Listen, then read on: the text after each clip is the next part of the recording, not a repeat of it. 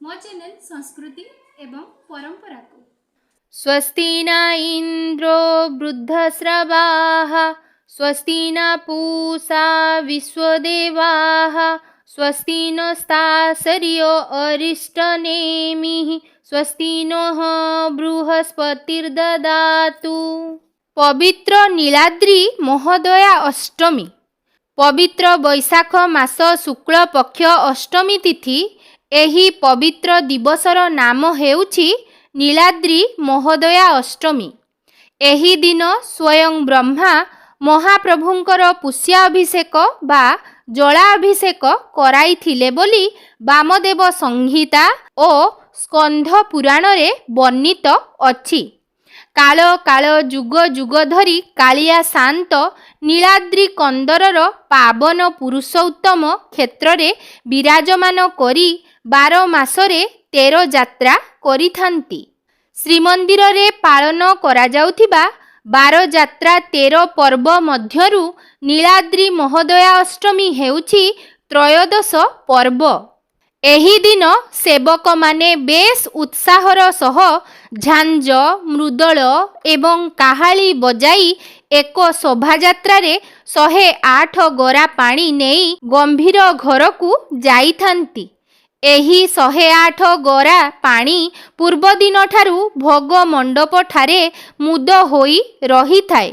एही दिन प्रातः समयरु मंगल आळती संपूर्ण होई नित्य अवकाश गोपाल बल्लभ सकाळ धूप पूजा बढ़ी सारिबा परे गत दिन अधिवास होइथिबा 108 जलगरा को प्रतिहार मानंक सुरक्षा रे गराबडू सेवक माने बाघ मुहा बांधी घंट छता काहाली तलिच्छ पटुआर रे आसी 4 थରରେ 4 पंक्ति करी रखंती। श्री जगन्नाथ श्री बलभद्र माँ सुभद्रा एवं सुदर्शनंकु यथाक्रमे 35, 33, 22 एवं 18 गरा पानी रे प्रतीकात्मक भावे दर्पण उपरे स्नान करा जाई थाए। पूजा पंडा संस्कार करी जल लागी करांती। पुष्या अभिषेक नीति परी ए अभिषेक नीति होई थाए। एहा परे रूपा पिंगण 3टी रे पंडा पति एवं मुदिरस्त चंदन विजे कराई आनी सिंहासन उपरे संस्कार कराई पृष्ठालकंक सहित चंदन सर्वांग कराई थांती। तापरे धो पखाळ होई यात्रांग भोग एवं मध्याह्न धूप छामुकु आसी थाए। एही धूप उठिले दक्षिणी भोग सरी रामकृष्ण ओ मदन मोहन सिंहासन को विजे करिथांती। मुदिरस्त प्रसाद लागी करिथांती।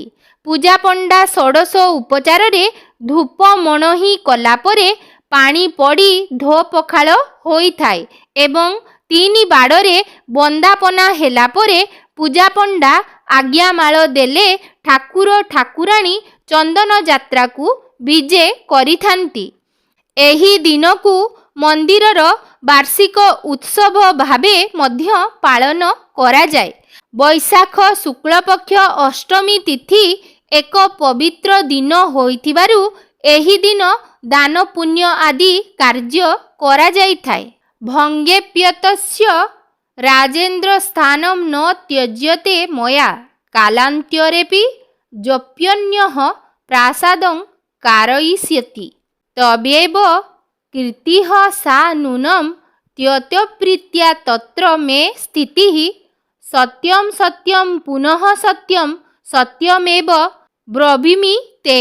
स्कंध पुराण श्री पुरुषोत्तम क्षेत्र महात्म्य रे 29 अध्याय श्लोक संख्या 12 एवं 13। अनुवाद। महाप्रभु एठारे महाराजा इंद्रद्युम्न को कहउछंती, हे राजन मो एहा तुम निकटरे चतुर्बार सत्य करी कहूछि, एही मंदिर भांगी गले मध्य मु एही पुरुषोत्तम क्षेत्र छाड़ी केबे भी जीवी नाही। काल अंतरे जदि केही एही स्थान रे मोर मंदिर निर्माण करिवो, एहा निसंदेहे तुम्भर ही कीर्ति हेबो एवं ତୁମ୍ଭ ପ୍ରତି ମୋର ଅସୀମ ପ୍ରୀତିବଶତଃ ସେହି ମନ୍ଦିରରେ ମୁଁ ହିଁ ଅବସ୍ଥାନ କରିବି। ଶ୍ରୀମନ୍ଦିରର ପ୍ରତିଷ୍ଠାର ଦିନ ପବିତ୍ର ନୀଳାଦ୍ରି ମହୋଦୟା ଅଷ୍ଟମୀ। 12 ମାସରେ 13 ପର୍ବ ମଧ୍ୟରୁ ନୀଳାଦ୍ରି ମହୋଦୟା ଅଷ୍ଟମୀ ଅନ୍ୟତମ। ହଜାର ହଜାର ବର୍ଷ ଧରି ଏହି ଶ୍ରୀମନ୍ଦିର ଓଡ଼ିଆ ଜାତିର ପ୍ରକୃତ ପରିଚୟ ଭାବେ ସଗର୍ବେ ଦଣ୍ଡାୟମାନ। ଗୋଟିଏ ପରାକ୍ରମୀ ଜାତିର ଗୌରବାଜ୍ୱଳ ଅତୀତର ଅମ୍ଳାନ ସ୍ମାରକୀ ଏହି ଶ୍ରୀମନ୍ଦିର। ସତ୍ୟଯୁଗରେ ଏହି ପବିତ୍ର ଦିବସରେ ବ୍ରହ୍ମାଙ୍କ ଅଧ୍ୟକ୍ଷତାରେ ଭରଦ୍ୱାଜ ଆଦି ମୁନିଙ୍କ ଦ୍ୱାରା ଶ୍ରୀମନ୍ଦିର ପ୍ରତିଷ୍ଠା ହୋଇଥିଲା। ନୀଳାଦ୍ରୌ ଶଙ୍ଖ ମଧ୍ୟେ ଶତଦଳ କମଳେ ରତ୍ନସିଂହାସନସ୍ଥଂ ସର୍ବାଳଙ୍କାରଯୁକ୍ତଂ ନବଘନ ରୁଚିରଂ ସଂଯୁକ୍ତଂ ଚାଗ୍ରଜେନ ଭଦ୍ରାୟାଃ ବାମପାର୍ଶ୍ୱେ ରଥଚରଣଯୁତଂ ବ୍ରହ୍ମରୁଦ୍ରେନ୍ଦ୍ର ବନ୍ଦ୍ୟଂ ବେଦାନାଂ ସାମମୀଶଂ ସ୍ୱଜନ ପରିବୃତଂ ବ୍ରହ୍ମ ଦାରୁ ସ୍ମରାମି ଦାରୁ ବ୍ରହ୍ମ ଭଜାମି।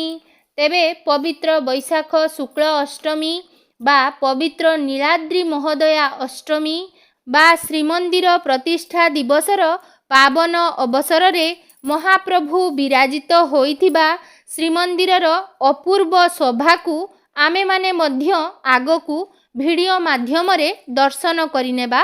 ଚାଲନ୍ତୁ।